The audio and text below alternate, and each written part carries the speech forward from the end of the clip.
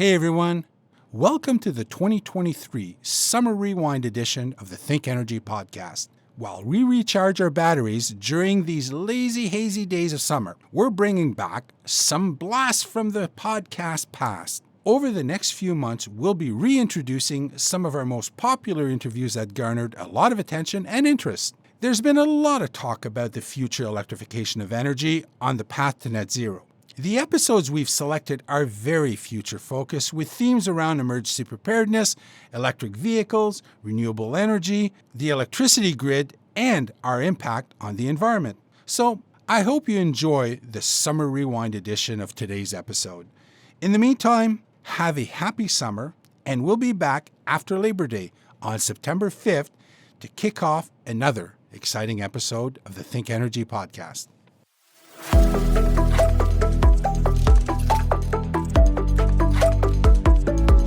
This is Think Energy, the podcast that helps you better understand the fast-changing world of energy through conversations with game changers, industry leaders, and influencers. So join me, Dan Seguin, and my co-host Rebecca Schwartz as we explore both traditional and unconventional facets of the energy industry.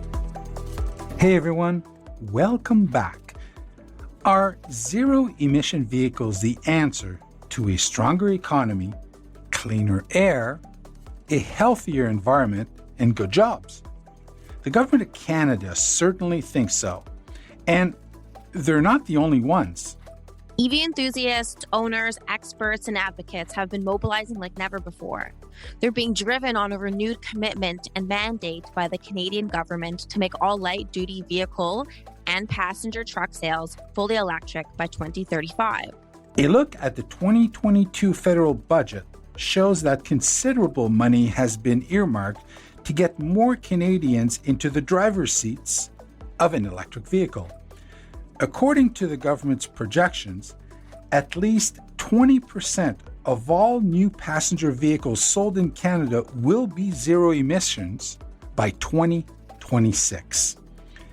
To give some perspective, last year in 2021, the percentage of zero-emission vehicles sold in Canada was 5.2%. That gives 5 years for the government to reach its target. Doable? Well, since there's a rising trend in the demand of electric vehicles, many companies have actually gone out of stock. Automobile makers are experiencing a shortage in their EVs and thus putting customers on waiting lists because of this high demand. Some manufacturers aren't even taking new orders for the foreseeable future because they just can't keep up. So, here's today's big question. Despite the momentum, are the real needs, issues, and concerns by EV enthusiasts, owners, experts, and advocates being addressed and setting the stage for success? Our guest today is Daniel Breton, the president and CEO of Electric Mobility Canada, one of the oldest associations dedicated to the electrification of transportation in the world. Electric Mobility Canada members include vehicle manufacturers, electricity suppliers, universities, tech companies, environmental NGOs, and many more. Daniel's background includes serving as Quebec's Minister of the Environment, Sustainable Development, Wildlife, and Parks. He was also the first elected official to oversee a government strategy for the electrification of transportation in Canada in 2012. Danielle, thank you for joining us on the program today for what's a very busy week for you. To kick things off, can you tell us a bit about Electric Mobility Canada, its mandate, and what drove you to the organization? Well, EMC's mandate, EMC being one of the oldest organizations in the world dedicated to electric mobility, its mandate is basically to accelerate electric mobility of all sorts. So we're not just talking cars, but we're talking buses, we're talking trucks, we're talking off-road, marine. So we have a growing, diversified membership. So now we do have bolt makers and bus makers and truck makers and mining companies and research centers and tech companies. So that's it. So our mission is really to accelerate electric mobility in all forms and shapes. Um, I would say that electric mobility is growing really fast these days around the world. And we also want to make sure that while we want to accelerate electric mobility to lower greenhouse gas emissions and air pollution, we also want to make sure that we create jobs in the process. So to me, we want to make sure that we have an EV supply chain that's made in Canada. That we don't just end up extracting critical minerals in Canada to send elsewhere in the world, like we have done so many times in the past. We want to develop our own industry, and this is happening right now. Obviously, we do a lot of networking amongst members, and we have our conference, happening from September 27th to 29th, and we talk a lot to federal government, provincial governments, cities, some of which are members, a new member being the City of Toronto. So that's what I do on a full-time basis. That's what I've been doing for decades, actually. And we have a growing team, growing membership. So it's really exciting, actually. What's been the most significant event, innovation, or policy that you think has changed the future trajectory for mass EV adoption for the better? Well, I think there's not one thing in particular, that has made it possible. I would say that's a growing, or it's a number of things. So obviously, battery technology has evolved quickly over the past 10, 15, 20 years. Just to give you an example, between 2008 and 2020, uh, volume density of battery has grown eightfold. So when you look at batteries today, you can have a lot more capacity in a battery now than you had 5 years ago, 10 years ago, and it's going to keep growing as time goes by. A lot of people seem to think that if you have, let's say, a 60 kilowatt hour battery, it's going to be 4 times the size than a 15 kilowatt hour battery from, let's say, 2010. Actually, it's not the case at all. It's just that it has more capacity and a smaller volume per kilowatt hour, meaning that actually weight has not increased as fast as capacity. So to me, that's very important. The other thing is that infrastructure deployment and infrastructure evolution has made a big difference. Just to give you an example, uh, 10 years ago, the average electric car had 120 kilometers of range. Now it's 450. So in 10 years, it's quadrupled. At the same time, 10 years ago, if you wanted to charge your electric car, there was hardly any fast chargers on the road. So, for example, when I was working in Montreal and I had to go to the National Assembly, I could not buy an electric car. I had to buy a plug-in hybrid electric car because there was no fast charger between Montreal and Quebec. That's 10 years ago. Now, if you go 5 years ago, a fast charger had a 50 kilowatt charger. So that meant that we went from charging 120 kilometers of range in about 4 or 5 hours to charging 120 kilometers of range in about half an hour. And now with new fast chargers, going from 50 kilowatt to 150 kilowatt, 250 kilowatt, and even 350 kilowatt, you can charge 120 kilometers of range in 10 minutes. So things have accelerated regarding the technology of infrastructures as well. Education is making a big difference because more and more people are interested in EVs. There's still a lot of work that needs to be done. I'm often surprised to hear the same questions I was being asked 5, 10, 15, 20 years ago regarding battery life, for instance. But I still do get those questions on social media and even sometimes on regular media. On the other hand, what do you consider to be the most significant setback or barrier to the mass adoption of electric vehicles? Feel free to speak to Canada in general or more specifically of right here in Ontario. I would say it's education and training and supply. So that's the three things, the three issues, the roadblocks. First of all, supply. I mean, most EVs nowadays, you have to wait between 6 months and 3 years to get your hands on one. So that's a real issue. We are supporting the federal government and its will to adopt a federal ZEV mandate to make sure that we have more and more supply of electric cars across the country, but in Ontario in particular.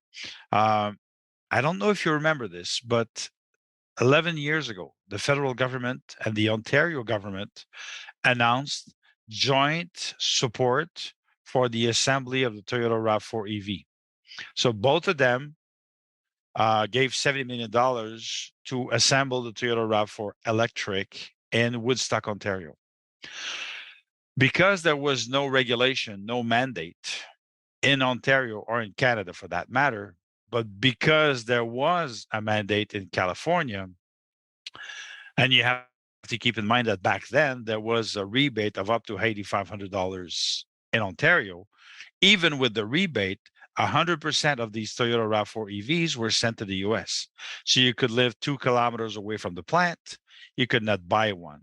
So considering that now the federal government and the Ontario government have invested billions of dollars into the assembly of either vehicles or batteries or cathodes or anodes across the country, we think that a ZEV mandate is really, really super important for Ontario citizens because it would be a shame that we would assemble electric vehicles in Ontario, but because there are ZEV mandates in 15 US states plus 2 Canadian provinces, well, most, if not all, of these electric vehicles assembled in Ontario would be sent elsewhere.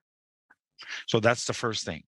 The other thing is education. There's so much work that needs to be done. I mean, there is so much disinformation or bad information, going around in regular media. I mean, I read regular media on a daily basis about electric vehicles in English Canada, and I'm stunned to see how many bad articles are written on electric vehicles.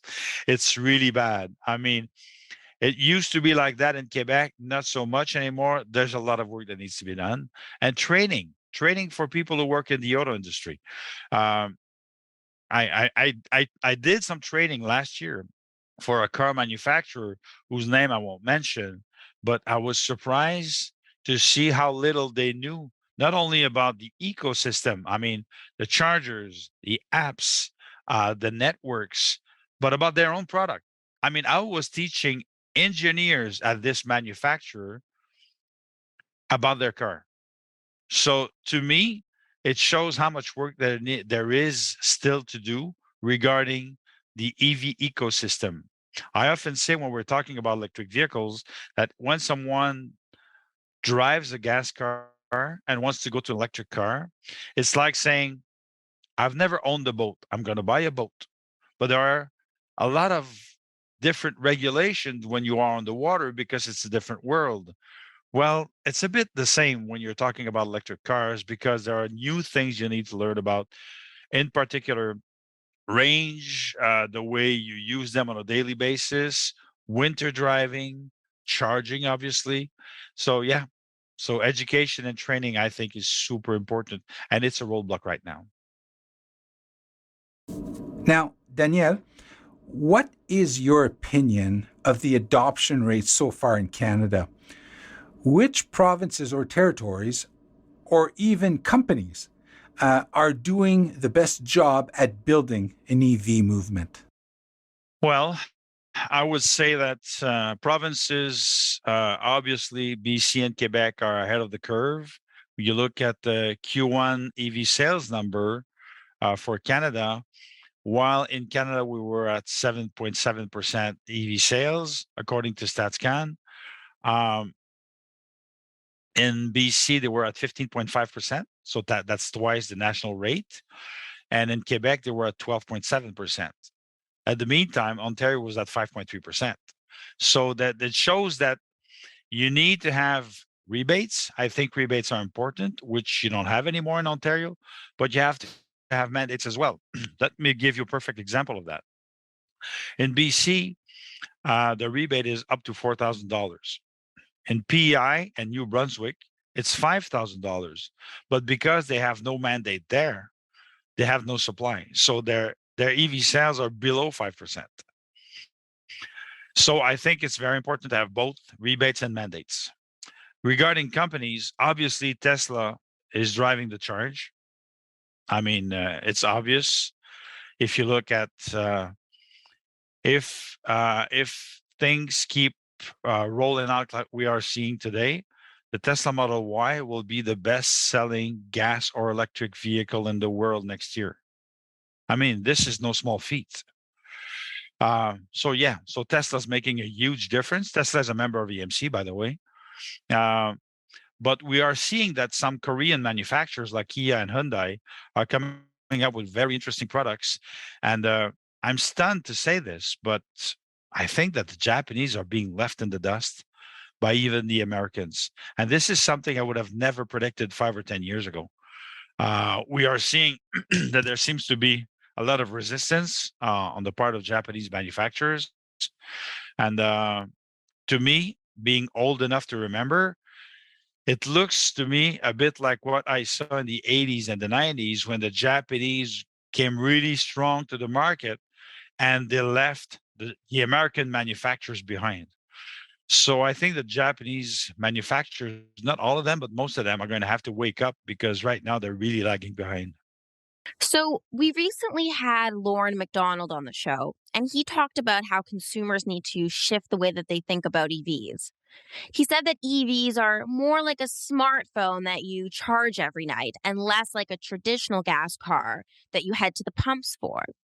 Do you agree with that? And if you have a story or anecdote that you'd like to share, we'd love to hear it. So, I mean, obviously, EVs are becoming more and more like regular vehicles because if you go back 5 or 10 years ago, as I mentioned, a regular EV that was not $100,000 EV had between 120 and 150 kilometers of range. So it was a very different story then. My girlfriend still drives one of those EVs. I mean, she drives a smart 4.2 electric. It has 100 kilometers of range. It doesn't even have fast charging. So when she goes on the road, she's aware of the way that this vehicle behaves and the range that she can have winter or summer. But keep in mind that most Canadians, most families have more than one car nowadays. So I would say that the first EV, which would be like the family EV, which can be either a car, an SUV, or even a pickup truck, is the one that you're going to use when you go traveling, when you go on a trip, when you go to see the family. And that one is the one that you drive every day because you use every day. The second one, if you have a second car, it can be a smaller EV or a plug-in hybrid electric vehicle. And I always suggest to people not to buy two big cars with two big batteries. I think it's a waste from an economic point of view and environmental point of view. So if you want to talk about anecdotes, I remember when my girlfriend first got her car. I mean, I remember the second or the third night we went to a drive-in movie, and the range that she had left was about 25 kilometers, and you have to plug the vehicle. You have to connect to the radio to hear the movie, and she was freaking out because she said, I'm not going to have enough range to go back. We can't watch all of the movie. So we ended up going back home before the end of the movie. It took her, I would say, a couple of weeks before she got used to the range of her vehicle. Keep in mind that it doesn't have a lot of range. Now that she knows how the car behaves, she's not stressed anymore. One thing that happens to all of us is at one point we forget to charge the car or to plug the car at night, It happens to us once or twice, but most of the time, then you remember. It's like your phone. One night you'll come back home, you're tired, you don't plug the phone. The next morning you say, "Oh my God, I have no capacity. There's no range." So that's the type of thing that you learn from. It happens to you a couple of times, and then you learn. I would say.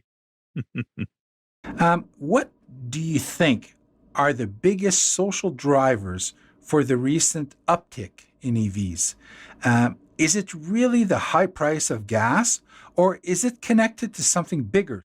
I think it's a few things. I think first, gas prices have made a huge difference because people are seeing that there's a really, it's really interesting to buy an electric car with those gas prices.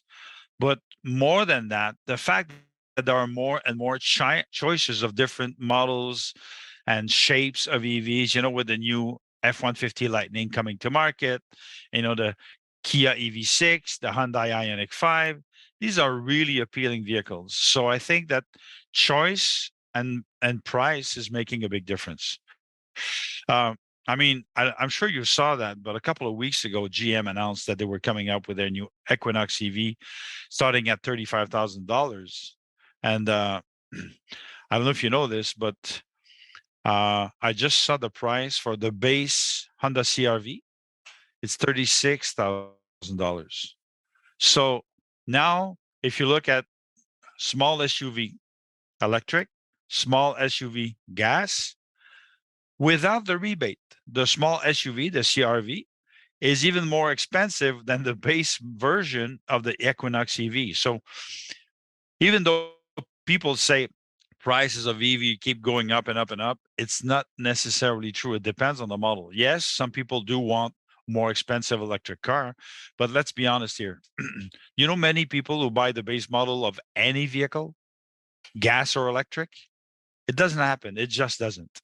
So I would say that prices of vehicles have gone up, way up actually, gas or electric, but we are seeing at the same time some very competitive models on the EV side, especially from GM, and I have to salute them for that.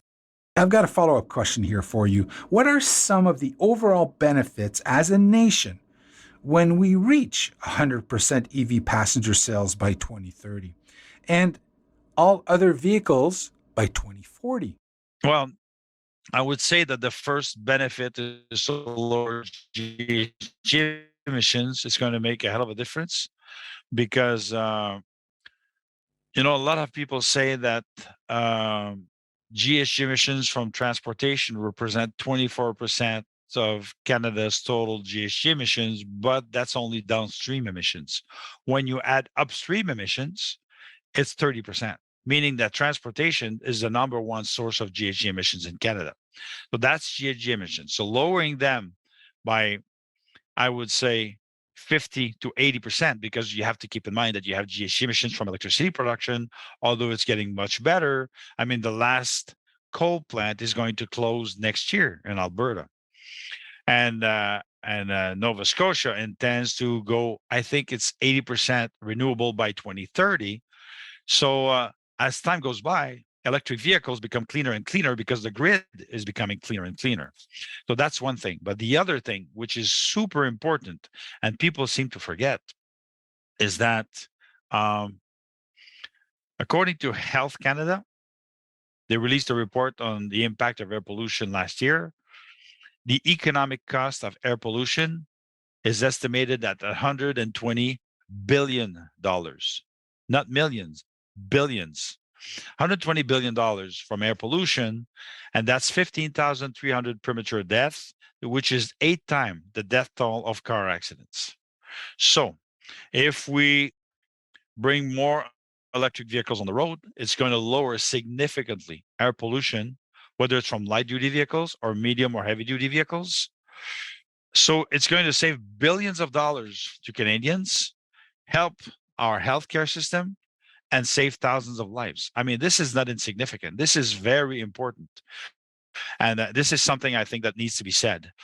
And last but not least, jobs. I've been talking about this, believe it or not.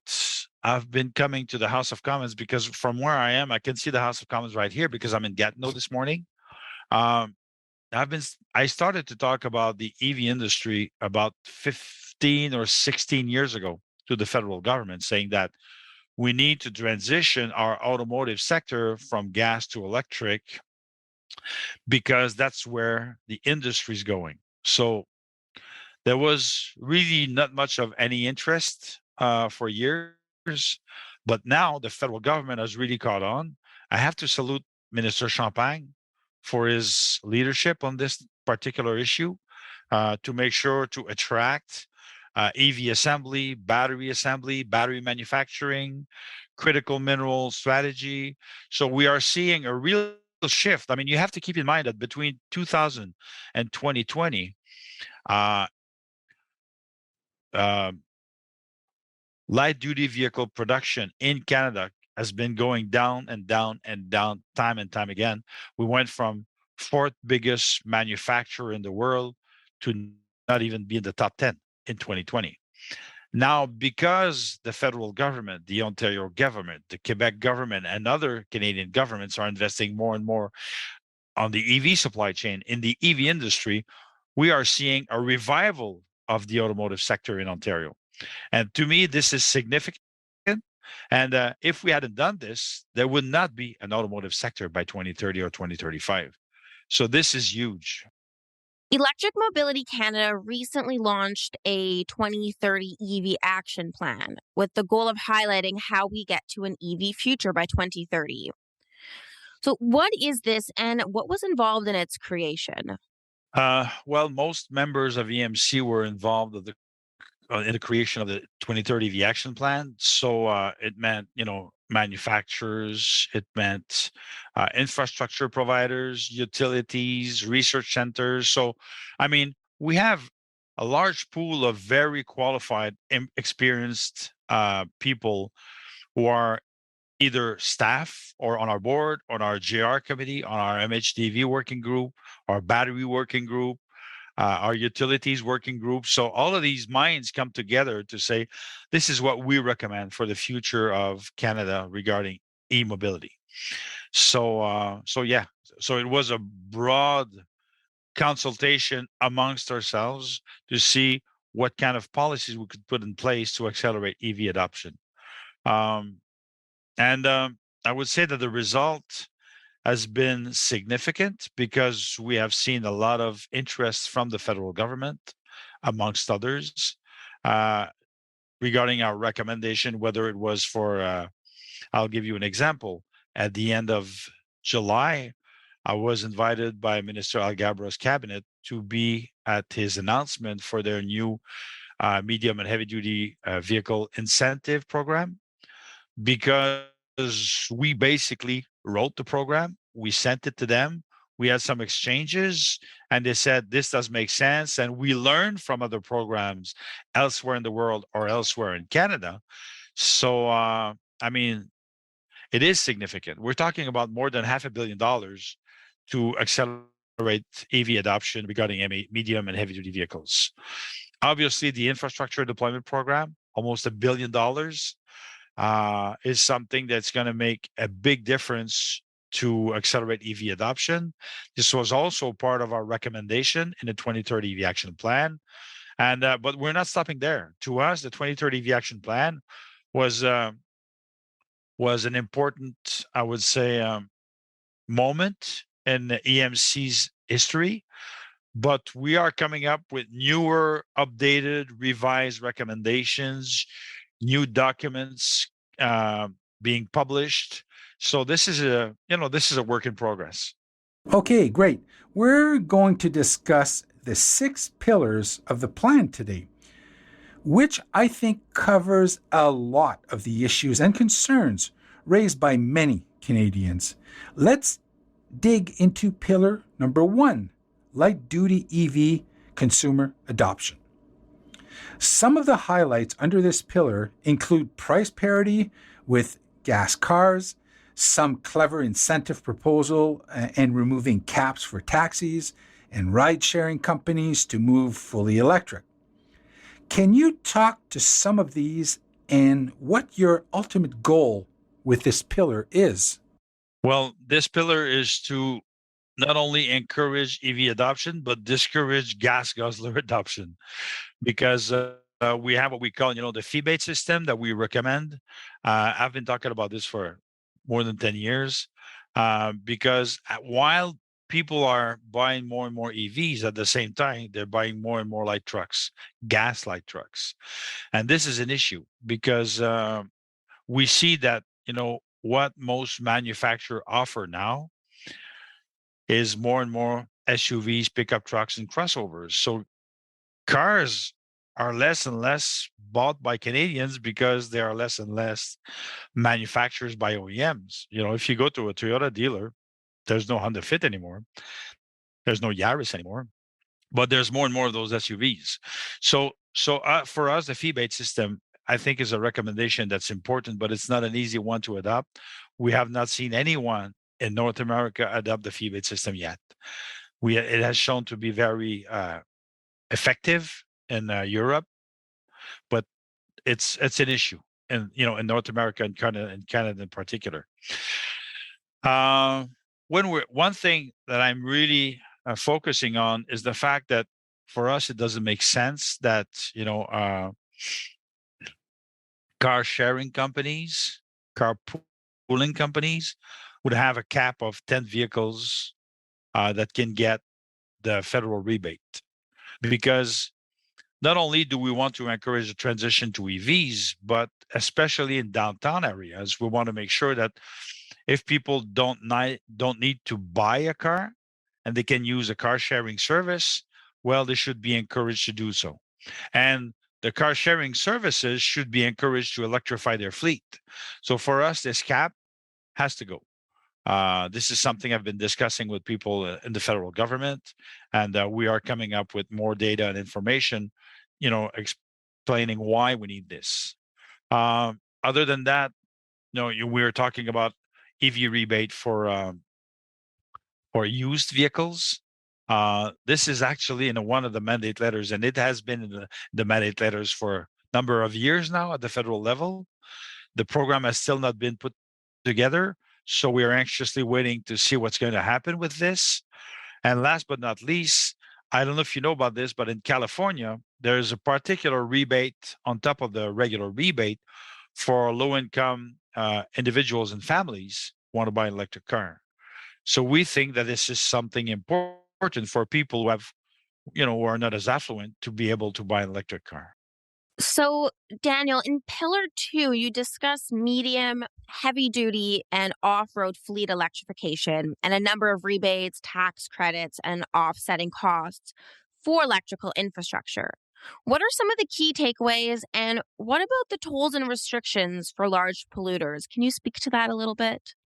Well, I would say that what we are seeing because of this very important announcement from Minister Alghabra this summer, what we are seeing now is that the main issue or the main challenge is infrastructure. Let's say you are a transit agency and you want to buy a whole fleet of electric buses. You have to charge them, and the garages that we have in Canada have not been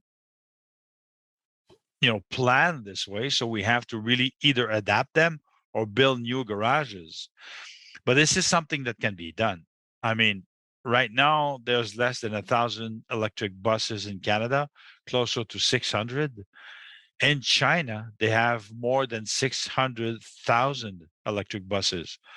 And I was told a few years ago by someone from a transit agency whose name I won't mention, that because in this particular city that this person worked in, population density made it harder for them to electrify buses. So I couldn't help but reply that yes, because China, as we all know, doesn't have a lot of people. So, so, so to me, it was not an argument. I mean, if you want to plan this, you find a way. I mean, there's this saying, if you want to do it, you find a way. If you don't want to do it, you find an excuse. So to me, this is really a challenge regarding transit fleets. If we're talking about trucks, well, depot charging is going to be very important, but right now this is not something that's been planned or budgeted in the federal government's programs. So we are looking to try and recommend to the government that we put together a particular program for medium and heavy duty vehicle infrastructure. This is something that needs to be done. And regarding off-road vehicles, so off-road vehicle is a different issue because a lot of people seem to think that if you buy a snowmobile or a Sea-Doo or a side-by-side, that it's just for fun. But a lot of people work with these snowmobiles and Sea-Doos and side-by-side because they work in a park, they work at a ski station, they work on a construction site. So keep in mind that a regular modern snowmobiles pollutes as much, talking about air pollution here, as 40 modern cars, gas cars. So from an air pollution point of view, it's a big win for people to adopt electric off-road vehicles. So that's why we are pushing for that as well. Not to mention the fact that some of the companies making those side-by-sides and snowmobiles are Canadian companies. So it's not only good for the air pollution, but it's also good for job creation as well and expertise.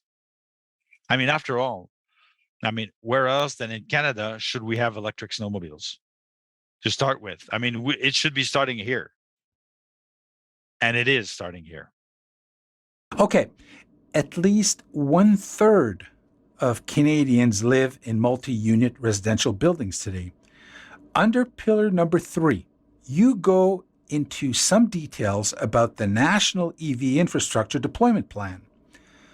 What are the targets and recommendations you believe are needed when it comes to public charging and making condos and apartments EV ready?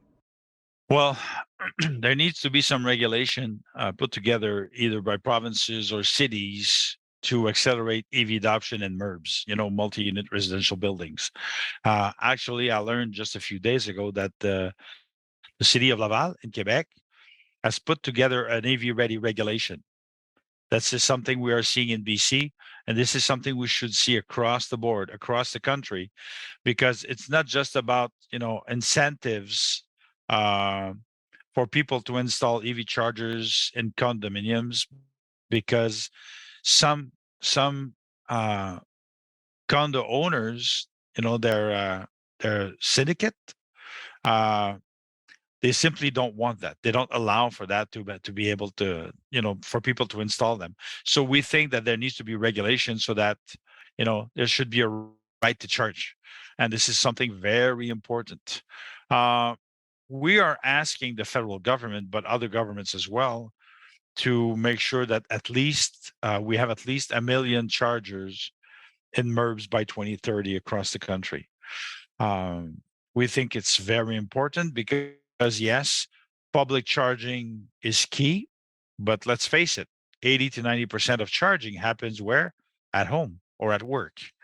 So if we have both public chargers and MURB chargers and home chargers, this is the only way we're going to be able to reach our targets regarding EV adoption. Okay, here's a follow-up question for you, Danielle. Where do you see utilities playing a role in the 2030 EV action plan? They will play a big role. I mean, they have so much to win from EV transition that it's really surprising that some utilities don't see the interest. I wouldn't say that Canadian utilities don't see the interest. I would say that most of them do. Most utilities in Canada are members of EMC. We have a utilities working group. They are looking at ways to help this transition, both from a technological point of view, from a planning point of view, and from a regulatory point of view. So they do play a big role.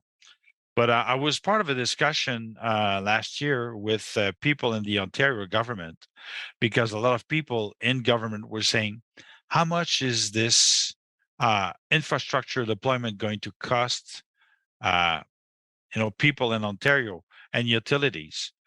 And I said, I asked a question to a person from from the Ontario government. I said to them, do you know how much it costs you to import oil to make diesel and gas in Ontario on a monthly basis? And that person said no. So I looked at how much Ontario cars and trucks consume on a monthly basis. And I made a calculation at $60 a barrel, which was lower a year ago, And back then, it added up to $1.2 billion a month. So if you take that $1.2 billion a month that just flies out of Ontario, because Ontario is not a province that produces oil, and you bring it back in and you put that money into infrastructure and jobs and electricity production from Ontario utilities, it's a lot more money that stays in Ontario. $1.2 billion a month is a lot of money. So that means that Ontario does have the means to electrify its fleet and to update its grid. Next, what are the benefits to the government launching a national 2030 EV strategy and regulation? And why is this so important? Well, that's something that we are seeing already, with the very important announcement that have been made by Prime Minister Trudeau, Minister Champagne, Minister Wilkinson, because keep in mind that when we're talking about job creation in the EV sector, it's not just about car assembly or truck assembly or bus assembly. It's also about infrastructure manufacturing. Whether we're talking about level 2 chargers, the main sponsor of our 2022 conference is Grizzly, which is a company based in Ontario. And they make residential chargers, but they're going to start making public chargers, and they're doing it in a way that's very efficient. So that's job creation as well. Where we're talking about construction jobs for those infrastructures, where we're talking about mining jobs and processing jobs. So there was a report released by the International Energy Agency a few days ago that stated that right now in Canada, we are right now about at 50-50 when we're talking about the percentages of job in fossil fuel versus renewables and electric mobility. And that's in 2022. But we all know that between now and 2030, the number of jobs created in renewables and green mobility is going to be much higher than in fossil fuels. So this is very important. We're talking job creation, from the whole spectrum, from mining to mobility. Okay, so a quick follow-up for you, though. A couple of items under the fourth pillar that we found to be interesting was the Green Scrap It program and your recommendation to help rural Northern First Nations and Inuit communities. Can you briefly talk about those and your rationale? Well, the Green Scrap It program is inspired by stuff that we have seen in Quebec and BC, because what we are saying is that for people who drive older vehicles, whether it's for individual cars or old buses, for instance, because some of those buses have been on the road for a long time and their pollution levels are through the roof. So we want to help either it's companies, individuals, or transit authorities, school boards to transition to electric vehicles, whether it's, cars, trucks, buses, school buses. But it's a way for us to make sure that we do accelerate the transition. But regarding individual vehicles, what we are saying is that we should accelerate scrappage program. But what some people are saying in the industry is that people should, just get rid of their old car and be able to buy a new car, and it could be a gas car. So we don't agree with that. But not only that,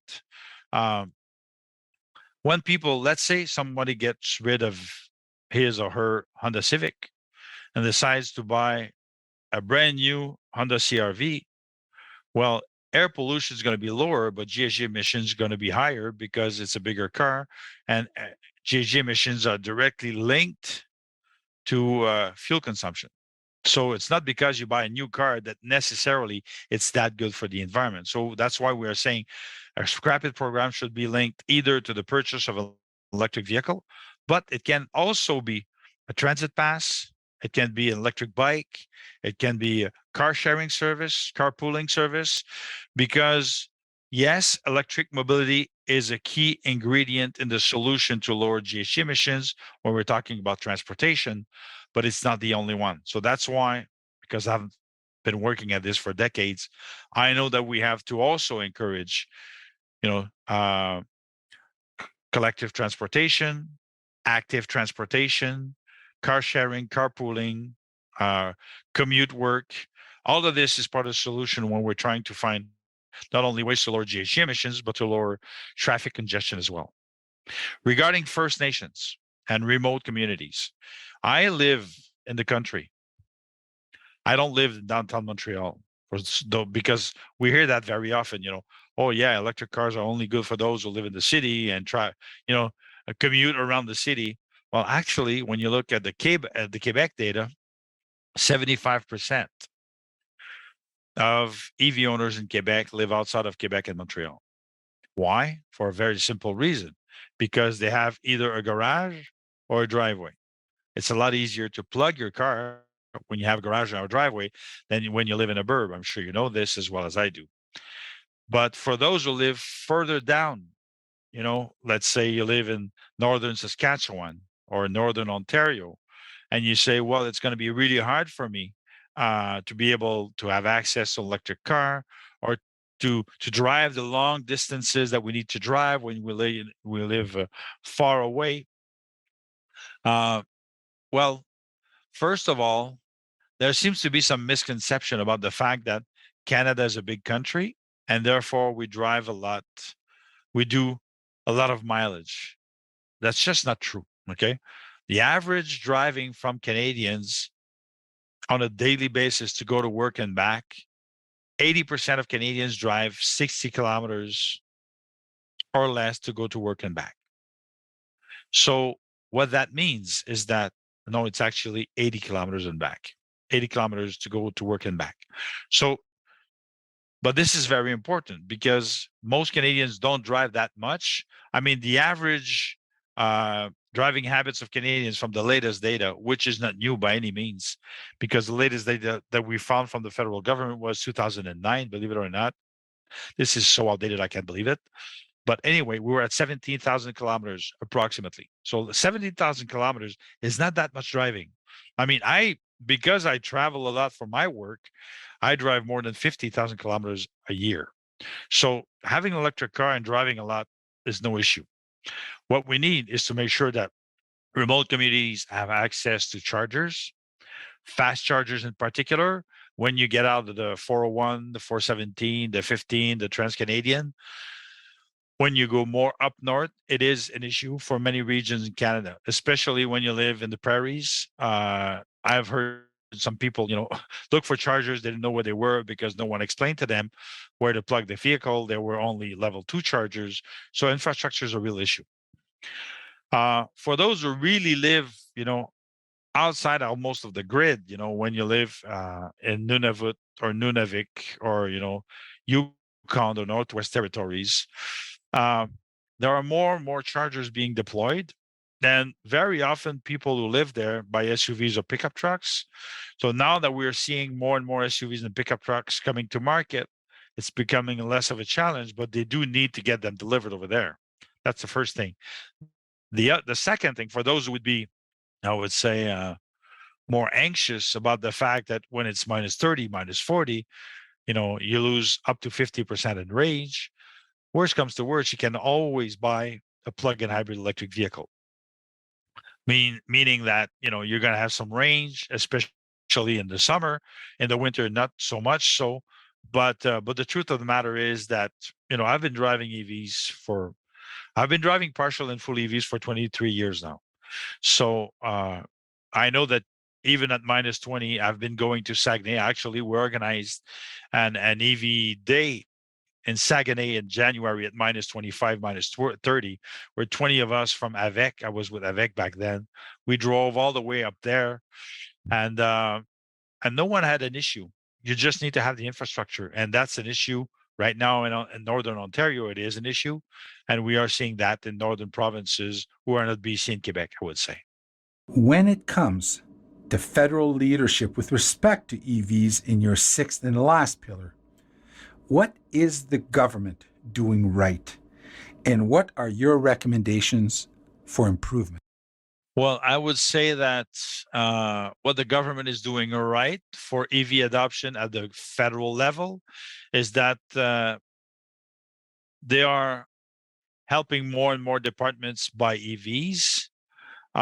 So to me, this is key. But we need to install a lot more chargers in federal buildings and federal parkings that we have right now. As I mentioned, I'm right across the river from the House of Commons, and I think that I see like less than 10 chargers at the House of Commons.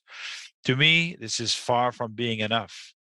When I was in Norway in June, we went to a city called Arendal, about 300 kilometers away from Oslo.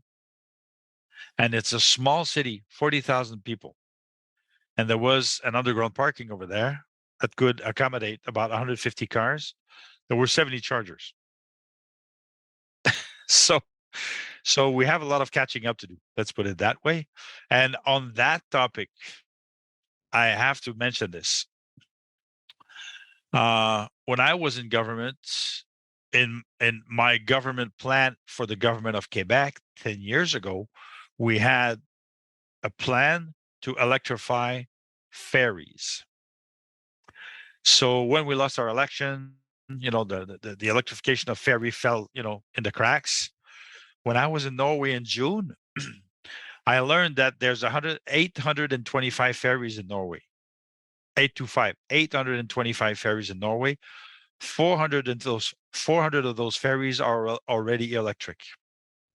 And the largest electric ferry in Norway can accommodate 600 people and 200 cars. So I think that if the Canadian government wanted to electrify its ferry lines, it would be a great opportunity for the marine industry in Canada to develop a new skill and create a whole new industry, actually. So, something that I thought was fascinating in this pillar was the zero emission zone in downtown Ottawa. Can you tell us what that is and why you recommended it or called out Ottawa specifically? Well, I think it's because it's a symbol. I mean, Ottawa is the capital of Canada. So if we have a zero emission zone in Ottawa, I think it will send a strong signal that people could not drive gas or diesel vehicle in that particular area. Okay, Danielle, we always end our interviews with some rapid fire questions. And we have a few for you. Are you ready? Go ahead. Okay, here's number one. What are you reading right now? Oh my God. That's funny because, I used to read a lot of novels when I was younger. Now all I read is reports. I read battery reports, and I need books, and I read everything related to electric mobility, the oil industry, energy transition. So basically, most of the reading that I do is scientific or economic. That's my bedtime reading. Yeah. Okay. What would you name your boat if you had one? I don't have one because I'm an old-time windsurfer. So my house is by the St. Lawrence River, so I windsurf in my backyard.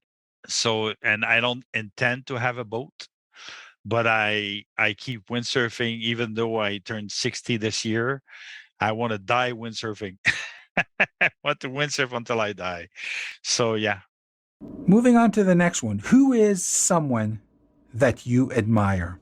Oh, well, I admire a lot of people. It's hard to tell because, so many people that I admire. Believe it or not, I said my girlfriend, but my wife, because I got married 3 weeks ago. Thanks. she met with the Dalai Lama a few years ago because she used to be a member of parliament and she was the only Buddhist member of parliament. So she met with the Dalai Lama. So that's a person that I really admire. Nelson Mandela, I really admire, obviously. Being from Quebec, René Lévesque, you have to keep in mind that René Lévesque has done a lot for those who are in Ontario. A lot of people think about independence, but when I think about René Lévesque, I think about Maître Chinoux when he was natural resources minister, and they held a referendum election on the nationalization of electricity in 1962. And that helped propel Hydro-Quebec from a small company to one of the biggest forces in the world regarding electricity production and clean electricity production for that matter. So Jean Lesage and René Lévesque are really important in my mind, I would say. And even though he is controversial, I would say Elon Musk. He's done so much and he is such a leader and new ways of doing things, but I don't always agree with him. But I have to say that when you work in electric mobility, if it was not for him, we would not be there today. What is the closest thing to real magic that you've witnessed? That's a good question. Closest thing to real magic, I would say that it was the night that I saw an aurora borealis. It's very spectacular. Okay, let's move on here. What has been the biggest challenge to you personally since the pandemic began? To me personally, a lot of people close to me have caught COVID. My mother's caught COVID. She's been very sick. So many people close to me either were very sick. A friend of mine, fell in a coma for almost 20 days. So I thought he was going to die. Another friend of mine, 52 years old, died from COVID. So this is this hit home really hard. From an EMC point of view, keep in mind that I started at EMC on March 9th, 2020. And the first thing that I did as CEO of EMC was to cancel our conference. So my first decision was to cancel a very important event for EMC for its members. And I remember I canceled it like March 15th, like a week after I had come in. So people were really not sure about what I was doing. I said, who's this new guy canceling the conference? Is he nuts? But I was just, in front of the curve. So it was complicated for us because since I would say that I was pretty much the only one to cancel an event of any big event or conference in 2020, I had a lot of issues with hotels and people that we paid for because they said, not going to happen. What you're saying doesn't make sense. These events will happen. We don't want to reimburse you. So we had to fight for months and months to get our money back, because at one point everybody came to the conclusion that there was no other way around this. But it was a couple of months that were really very hard. I can tell you that. We've all been watching a lot of Netflix or TV lately. What's your favorite movie or show? Right now, I watched a series called Casa de Papel. It's a Spanish TV series. It's super weird, but it's very interesting. And the other one that I've been watching recently, because keep in mind that my wife is Vietnamese, so it's a show called, I think, Career Plan or something like that, about an Asian woman who is a lawyer, and it's her career and it's her path in life. And my girlfriend is a career woman. She's been very successful. So this is something that we watch together. Okay, lastly, what's exciting you about your industry right now? Oh my God. I would say that it's just this. Listen, I've been talking about EVs and EV adoption and EV industry for decades now. So for many years, I felt like I was, this nutcase, that walks around, the cities, repent, the end is near. I felt like because I was talking about climate change, because I studied in climate change. That's what I studied in when I was in university. So to me, at one point around 2005 or so, I said I have to stop talking only about depressing stuff and start talking about solutions. And that's when in 2005 I said I have to make it a goal of mine to find ways to accelerate EV adoption. That was 17 years ago. I created MCN 21 back then. Wrote books on the subject. I've written many books on the subject. But still, until 5 years ago, I mean, there were only a few of us. Now that we are seeing car manufacturers, truck manufacturers, plane manufacturers, jumping on the bandwagon of electric mobility. It's very exciting. And I mean, I didn't even take a vacation this summer because there was so much jobs, so many consultations, so many reports, so much stuff to do. So at one point, I said that to a federal employee. I said, I would be nuts to complain because I have too much work, because I've been asking for this for many years. But I would say the most exciting thing is just the vibe. It's just that.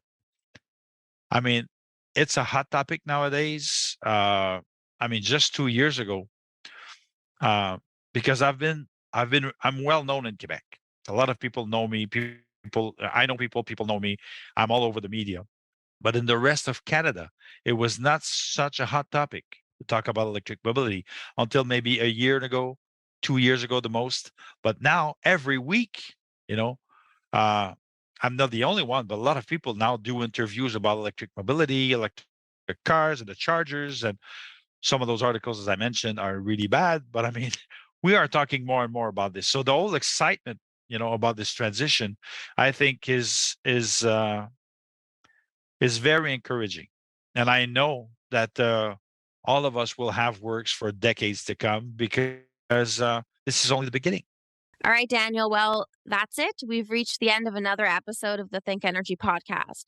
But before we go, if our listeners want to learn more about you and your organization, how can they connect? Well, they can go to our website, and find a contact. We have we're a growing team now, so we have more and more people working at EMC, so they can connect with us. They can send me an email, info@amc-mec.ca. I'm always reachable. Again, Daniel, thank you so much for joining us today. I hope you had a lot of fun. Cheers. Oh, I did. Thanks a lot. Very, very interesting conversation. I really appreciated that. Thanks for tuning in to another episode of the Think Energy podcast. And don't forget to subscribe and leave us a review wherever you're listening. And to find out more about today's guest or previous episodes, visit thinkenergypodcast.com. I hope you'll join us again next time as we spark even more conversations about the energy of tomorrow.